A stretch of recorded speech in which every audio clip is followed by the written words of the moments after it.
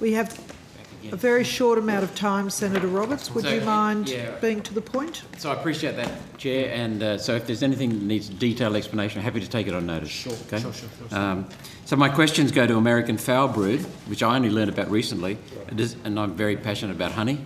A disease that destroys beehives. It now extends from Melbourne to Cairns, and there is no known cure.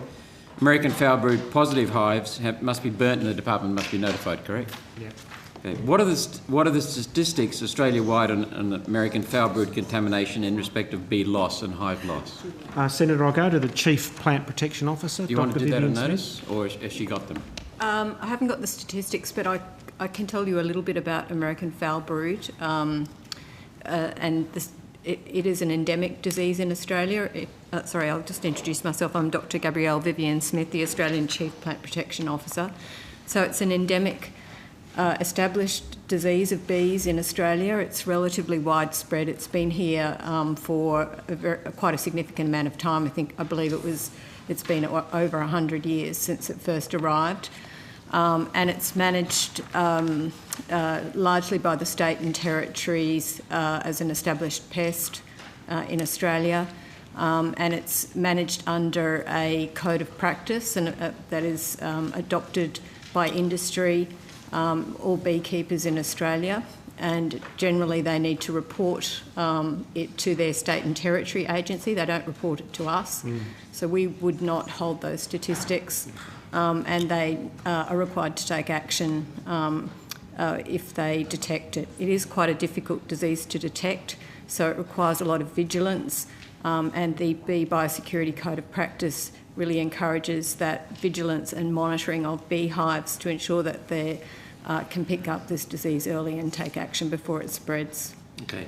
My understanding is that it's still allowed to be imported through foreign honey or wax products. Is that the case? And if so, why? I'll have to take that question on notice. I don't believe that we would allow it to be imported as such. But maybe I'll you take don't that allow question it, on but notice. maybe the testing's not adequate. But I'm of the understanding that it continues to be imported. Sure, Senator, we can take on notice that, but there are very strict protocols about the importation of bees into Australia, biosecurity requirements, so we might provide some information about that on notice as well. But American Foulbrood is a disease that's been with us a long time. It's in all states and territories, and it appears to be spread largely through contaminated equipment, and there's very significant testing regimes. I've just been looking at the New South Wales DPI guidance for apiaries, for example. So. Okay. Is it true that China does not accept imports of any honey products from Australia with AFB, American Foulbrood, but does export honey to Australia that contains or may contain AFB? We'll have to take that one on notice, Okay. Senator. Thank you. Why does the department still allow the movement of bees from state to state, except for WA, without trying to restrict hives containing American Foulbrood? That would be a matter for each state and Each territory. state and territory manage that, Senator. Okay. Why do we not have mandatory testing of AFB when movement of hives is required? A state and territory issue, Senator. So that's for them to get together, Yeah. come up with it. Is it true that New Zealand does have an aggressive eradication program?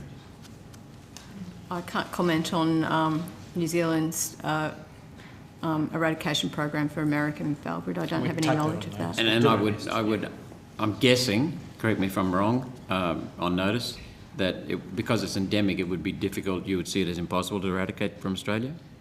Yes. Nothing's impossible, Senator. Depends how much money you spend. Yeah. Okay. Impractical. It would Impractical. be highly impractical because it would probably require the destruction of a great many hives and bees. So. Last question. What is the worst possible scenario if this disease got worse? Will obviously impact on the viability of the honey industry, but again, I think we should take that on notice and give you a considered response. So. Would it impact widely on agriculture because bees are used to pollinate plants?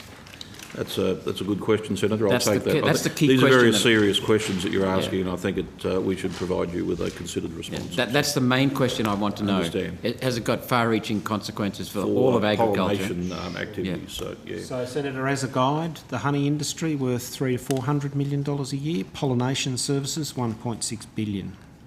So it's the work that bees do in pollination that's far more important to the economy than the honey, although we all enjoy the honey. And that's what I'm after. So thank you very much. Thank you, Chair, for your patience, and thank you to the Senator Commission, to the Roberts.